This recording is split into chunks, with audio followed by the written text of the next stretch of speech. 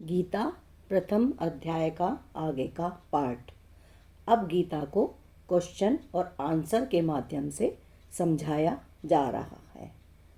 अब प्रश्न होता है कि जब युद्ध के लिए दोनों सेनाएं तैयार थीं, ऐसे मौके पर भगवान ने अर्जुन को गीता का उपदेश क्यों दिया?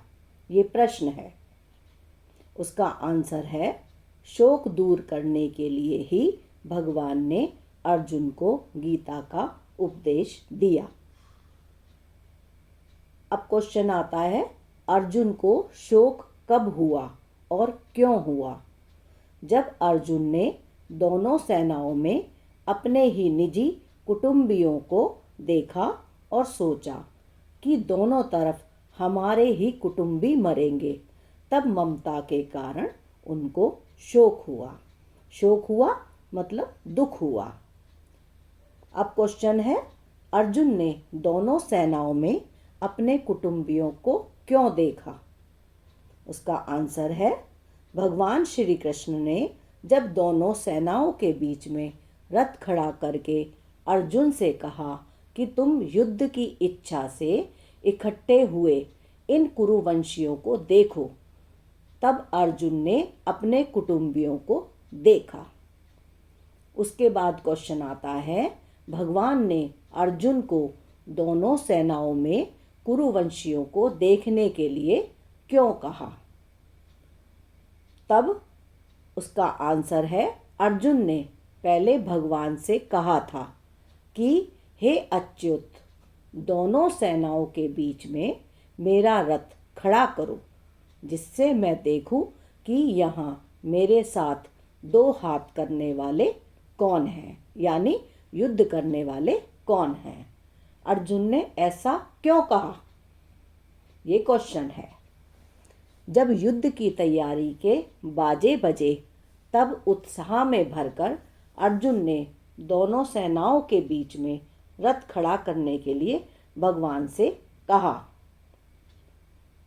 उसके बाद क्वेश्चन आता है कि बाजे क्यों बजे? कौरव सेना के मुख्य सेनापति भीष्म जी ने जब सिंह की दहाड़ के समान गरज कर शंख बजाया, तब कौरव सेना के बाजे बजे। कब बजे?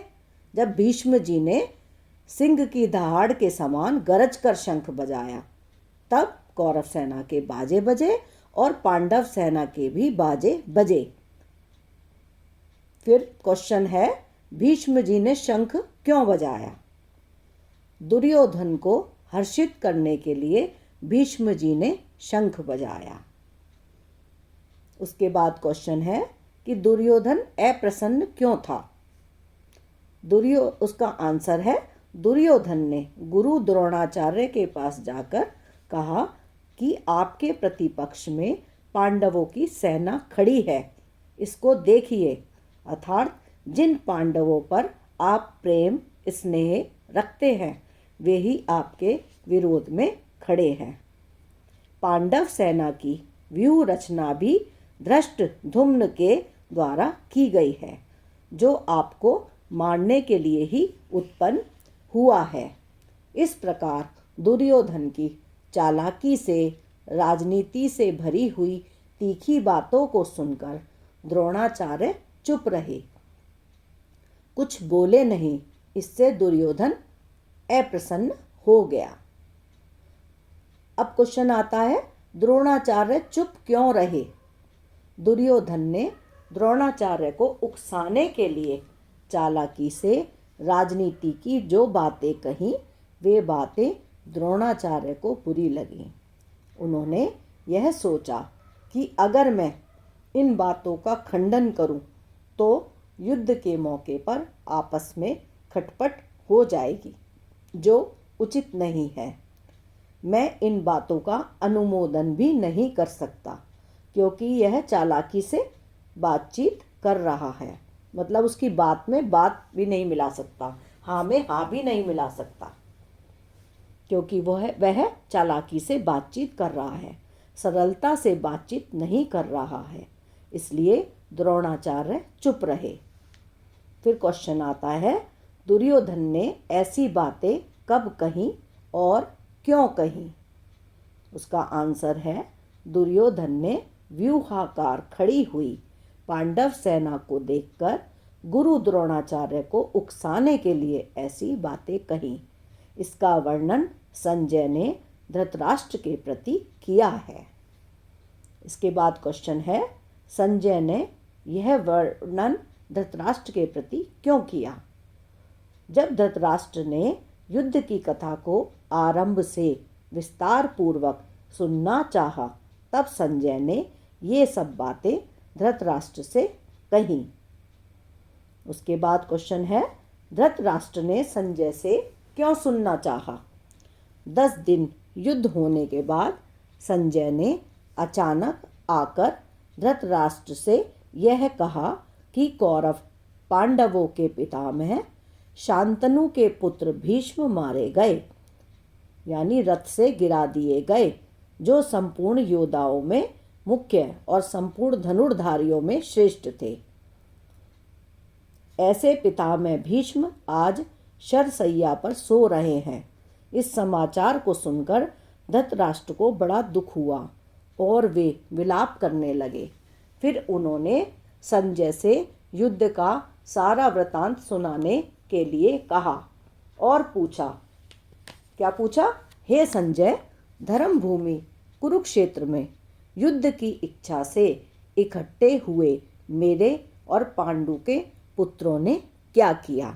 यानी ये जो पहला श्लोक है ना कुरुक्षेत्र की लड़ाई का, ये वो शुरू हो गया है। उसके बाद संजय बोले, उस समय व्यूह रचना से खड़ी हुई पांडवों की सेना को देखकर राजा दुर्योधन द्रोणाचार्य के पास गया और उनसे कहा कि हे आचार्य, आप अपने बुद्धिमान शिष्य द्रुपद पुत्र धृष्टद्युम्न के द्वारा, धृष्टद्युम्न कौन थे? द्रुपद पुत्र थे, के द्वारा व्यूह रचना से खड़ी की हुई पांडवों की इस बड़ी भारी सेना को देखिए। उसके बाद प्रश्न आता है, पांडवों की सेना में मैं किन किन को देखूं दुर्योधन? उसका आंसर है, पांडवों की इस सेना में बड़े बड़े शूरवीर हैं, जिनके बहुत बड़े बड़े धनुष हैं तथा जो बल में भीम के समान और युद्ध कला में अर्जुन के समान हैं। इनमें युयुधान, सात्यकी, राजा विराट और महारथी द्रुपद भी हैं। धृष्टकेतु, चेकितान और पराक्रमी काशीराज भी हैं। पुरुजित और कुंती भोज, ये दोनों भाई तथा मनुष्यों में श्रेष्ठ शैब्य भी हैं। पराक्रमी युधामन्यु और बलवान उत्तमौजा भी हैं। सुभद्रा पुत्र अभिमन्यु और द्रौपदी के 5 पुत्र भी हैं। ये सब के सब महारथी हैं, यानी जो जो युद्ध में वहाँ पर उपस्थित थे उन सभी के बारे में बताया जा रहा था।